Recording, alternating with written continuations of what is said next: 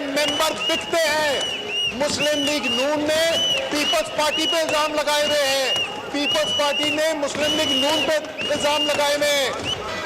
ये कोई अजीबो गरीब दिन है। एक ऐसा वाकया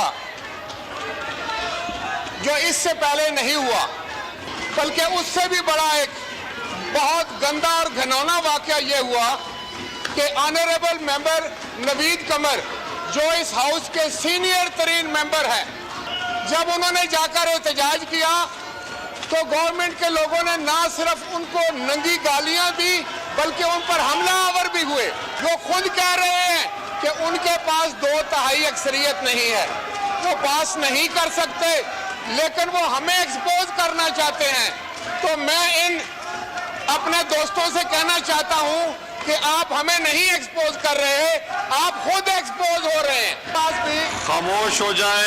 अस्सलाम वालेकुम नाजरीन, आप देख रहे हैं KM Khalid official YouTube channel और मैं हूं आपका होस्ट खालिद महमूद खालिद।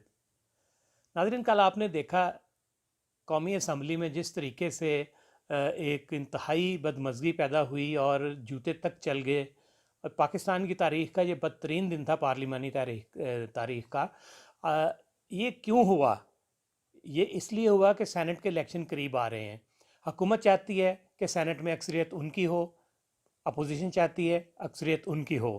हुकूमत का प्लान है कि वोटिंग जो है वो शो ऑफ हैंड के ज़रिए हो, जबकि अपोजिशन का कहना है कि जो तरीक़ाकार है पाकिस्तान की आइन में, खुफिया रायशुमारी के ज़रिए ही इसकी बैलेटिंग हो, जिसके बारे में दोनों तरफ से काफ़ी दलीलें दी गई और इंतहाई गर्मा गर्मी के बाद जूते तक चल गए। जिसके बाद स्पीकर ने सार्जेंट बुला लिए अपने तहफ़्फ़ुज़ के लिए और इसका इजलास कौमी असम्बली का मुलतवी कर दिया।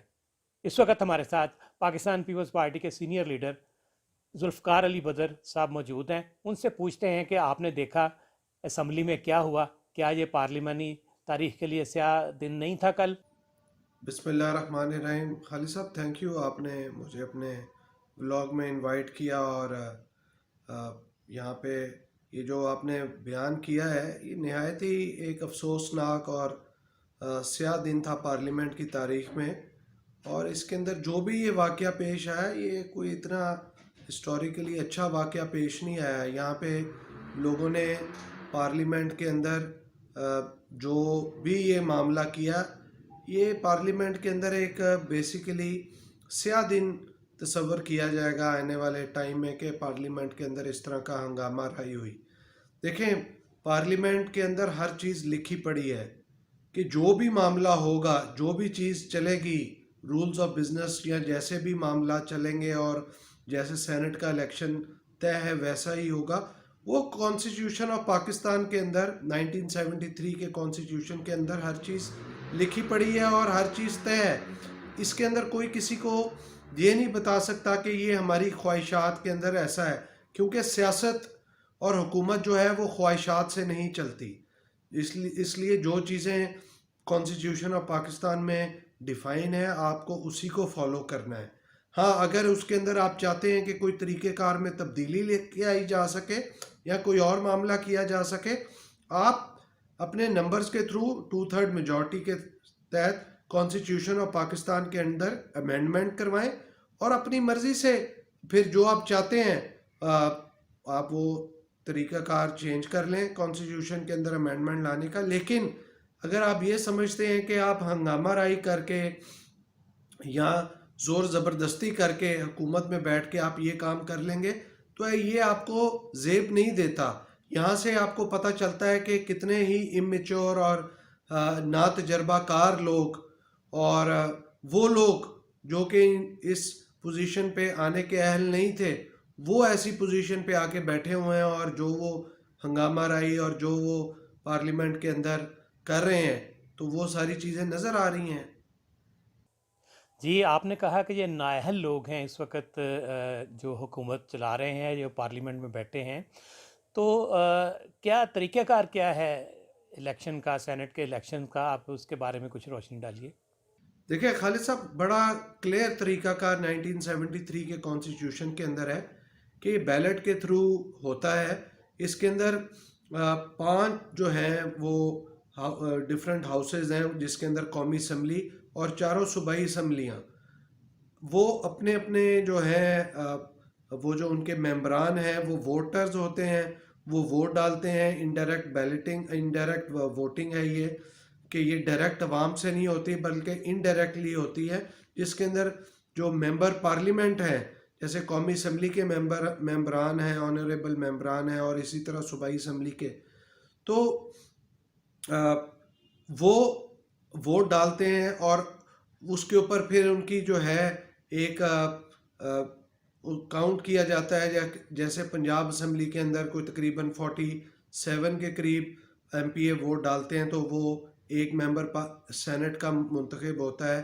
اسی طرح اسی جو ریشو کے مطابق تمام اسمبلیاں اپنے اپنا وہ جو ہے اس کا ایک پراپر طریقہ کار ہے جو کہ آئین کے اندر ڈیفائن ہے. تو وہ تمام صوبائی اسمبلیاں اپنے اپنے ممبران کے ووٹ ڈلتے ہیں، ہر ایک کے اندر ڈفرینٹ جو نمبر آف ووٹرز ہوتے ہیں صوبائی اسمبلی کے. جیسے بلوچستان کے سب سے کم ہوتے ہیں، پھر اس کے پی کے اسمبلی کے ہیں، پھر سندھ اسمبلی کے ہیں. تو ہر صوبائی اسمبلی کے ڈفرینٹ نمبر آف ووٹرز ہوں گے جو کہ ووٹ ڈالتے ہیں اور اسی طرح وہ سینٹ کے ممبران منتخب ہوتے ہیں. اسی طرح قومی اسمبلی کے اندر جو کہ میجورٹی ہوتی ہے، وہ جس کو ووٹ ڈالتی ہے وہ جیتا ہے. تو اگر اس کے اندر قومی اسمبلی کے اندر اگر اپوزیشن کے بھی ایک پرٹیکولر نمبر تک ہے تو وہ بھی اپنا ایک ممبر یا 2 ممبر بنا سکتی ہے. تو لہٰذا اس کا طریقہ کار 1973 کے کانسٹیٹیوشن میں ڈیفائن کر دیا گیا ہے اور اسی کو فالو کرنا ہے. اور اس کے اندر اس الیکشن کو کنڈکٹ کرنے والے اسپیشلائزڈ لوگ ہیں جو کہ صوبائی اسمبلیوں میں، قومی اسمبلی میں اور الیکشن کمیشن آف پاکستان کے اندر ہیں، وہی اس کو کنڈکٹ کرتے ہیں پچھلے کئی سالوں سے، اور وہی اس کو جو ہے آئندہ بھی کنڈکٹ کریں گے. جی ذوالفقار صاحب، آپ بتائیے کہ کیا جس طریقے سے گورنمنٹ چاہ رہی ہے کہ قانون میں تبدیلی لا کے تو اپنی مرضی کے طریقہ کار اختیار کیے جائیں سینٹ کے الیکشن کے لیے، تو کیا آپ کو یہ فی الوقت ممکن نظر آ رہا ہے کہ ایسا ہو سکے گا، یا وہ قوتیں جو عمران خان کو لے کے آئی ہیں وہ ایسا کرنے پہ اپوزیشن کو بھی مجبور کر دیں گے؟ دیکھیں، اس ملک میں کچھ بھی ہو سکتا ہے. ہاں، اگر انہوں نے کوئی طریقہ کار چینج کرنا ہے، طریقہ کار کا بھی چینج کرنے کے بھی ہر چیز ڈیفائن ہے اور کانسٹیٹیوشن آف پاکستان کے اندر. اگر کوئی چیز، کوئی طریقہ کار ووٹنگ کا یا تبدیل کرنا چاہتے ہیں تو اس کے اندر 2/3 اکثریت ریکوائرڈ ہوتی ہے. آپ کانسٹیٹیوشن میں امینڈمنٹ کریں، طریقہ کار چینج کریں اور اس کو پھر آپ اڈاپٹ کریں، فالو کریں. تو اس کے لیے اپوزیشن کی سپورٹ چاہیے ہوگی. اگر اپوزیشن سپورٹ کرتی ہے اس معاملے میں اور اگر فیصلہ کرنے والی قوتیں بیٹھ کے کوئی معاملات اپوزیشن کے ساتھ طے کروا لیتی ہیں تو اس میں کسی کو اعتراض نہیں ہونا چاہیے. اچھی بات ہے، آپس میں بیٹھ کے ایک طریقہ کار ڈٹرمن کر لیں کہ شو آف ہینڈ سے یہ ووٹنگ کرانا چاہتے ہیں، نہیں بیلٹ کے ذریعے جو ہے سیکرٹ بیلٹ کے ذریعے ووٹنگ کرانا. تو اس میں کسی کو کوئی پرابلم نہیں ہے، لیکن اس کے اندر صرف یہ چیز ہے کہ طریقہ کار ڈیفائن ہے، اس کو فالو کیا جائے. کانسٹیٹیوشن کے اندر 2/3 اکثریت اور وہ امینڈمنٹ ہوگی 2/3 کے بعد تو طریقہ کار چینج ہو جائے گا. آخر یہ چاہتے کیوں ہیں کہ یہ الیکشن جو ہے شو آف ہینڈ کے ذریعے ہو؟ خالد صاحب، یہ اگر آپ ہسٹری اٹھا کے دیکھیں، جو ماضی میں بھی ایسے بہت سارے ممبر پارلیمنٹ ہوتے ہیں کہ جب آپ حکومت میں ہوتے ہیں نا تو حکومت ہر ایک کا خیال نہیں کر سکتی.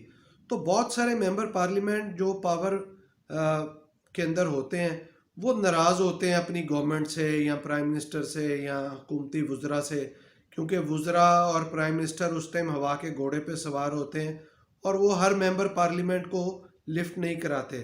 تو پھر کئی ممبر پارلیمنٹس اپنا غصہ نکالنے کے لیے ایسے ووٹنگ کر دیتے ہیں کہ دوسری پارٹی کے کسی کینڈیڈیٹ کو ووٹ چھپ کے دے دیتے ہیں اور اپنا غصہ نکال دیتے ہیں، جس سے حکومت کو کافی ڈیمیج ہوتا ہے. تو عمران خان کو یہی ڈر ہے، چونکہ ان کو پتہ ہے کہ حکومت کی جو کارکردگی ہے اور ان کیپیبلٹی اور ان کیپیسٹی ہے کہ انہوں نے جو ممبر پارلیمنٹس ہیں یعنی حکومتی پارٹی کے جو اراکین ہیں ان کے لیے کچھ کیا نہیں، اور بہت سارے صوبائی اسمبلی کے اور قومی اسمبلی کے اراکین ناراض ہیں. تو وہ ظاہری بات ہے اپنا غصہ سیکرٹ بیلٹ پہ ہی نکالیں گے، اور جس کے ساتھ ان کا ذاتی تعلق ہے اس کو وہ oblige کریں گے.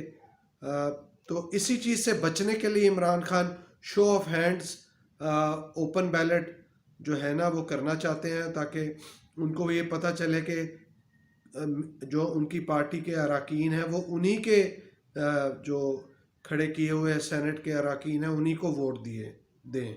جی ناظرین، جیسے ذوالفقار علی بدر صاحب نے ہمیں بتایا کہ اس وقت آئین کے تحت خفیہ طریقہ کار جو خفیہ بیلٹ جو ہے وہی آئین کا حصہ ہے، اور سینٹ کا الیکشن اسی کے ذریعے ہو سکتا ہے.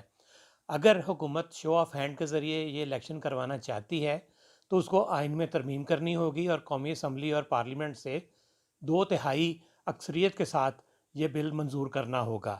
اب اپوزیشن کسی کے دباؤ میں آ کے ایسا کرنے پہ مجبور ہو جاتی ہے یا گورنمنٹ ناکام ہو جاتی ہے، اس کا فیصلہ تو آنے والے دن کریں گے. لیکن سینٹ کے الیکشن بہرحال ہو رہے ہیں. اب یہ تاج کس کے سر پہ جائے گا یہ آنے والا وقت ہی بتائے گا. بہت بہت شکریہ آپ سب کا، اور ذوالفقار بدر صاحب آپ کا بھی بہت شکریہ. تھینک یو خالد صاحب، آپ کی بھی زیادہ نوازی، آپ ہمیشہ اپنے ولاگ میں مجھے انوائٹ کرتے ہیں. Thank you.